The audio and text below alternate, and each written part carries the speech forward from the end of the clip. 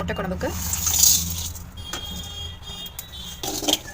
First நல்லா நம்ம வாசம் வர மாதிரி வறுக்கணும். இன்னொன்று வந்து கசகசை நல்லா வெடிக்கணும்.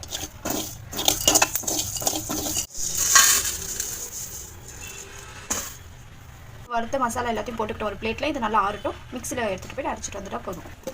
சின்ன வெங்காயம் போட்டாலும் நல்லாயிருக்கும், பெரிய வெங்காயம் போட்டாலும் நல்லாயிருக்கும். ஃபஸ்ட்டு நம்ம பெரிய வெங்காயத்தை சேர்த்துக்கிட்டோம். அதுக்கு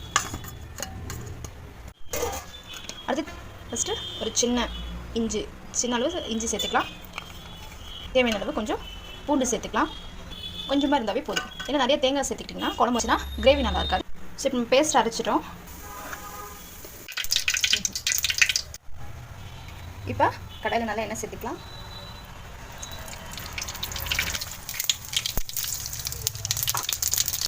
ஸோ இப்போ ஸ்லோ ஃப்ளேமில் இருக்கட்டும், ஹை ஃப்ளேம் பண்ணாதீங்க.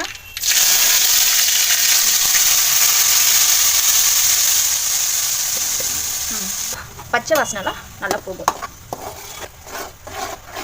தேவையான அளவு மஞ்சள் தூள் சேர்த்துக்கலாம். இப்போ அடுத்து மிளகாய் தூள் சேர்த்துக்கலாம்.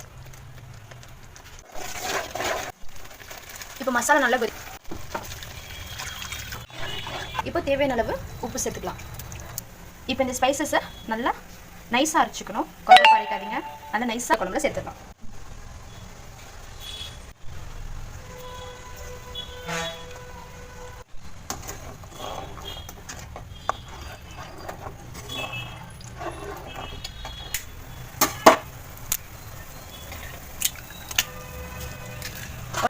உடனே வந்து ஒரு கரண்டி வச்சு இப்படி பண்ணிவிடுங்க. அந்த முட்டைலாம் நல்லா கலையணும், நல்லா குழம்போடு மிக்ஸ் ஆகணும். அப்போ தான் இன்னும் நல்லா டேஸ்ட்டாக இருக்கும். அடுத்து நம்ம இன்னொரு முட்டையை வந்து உடச்சி ஊற்றிக்கலாம்.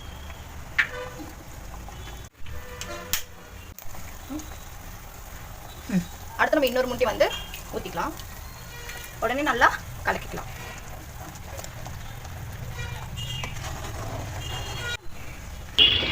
இதுக்குள்ளே வந்து குழம்பு நல்லா இறங்கி டேஸ்ட்டாக இருக்கும்.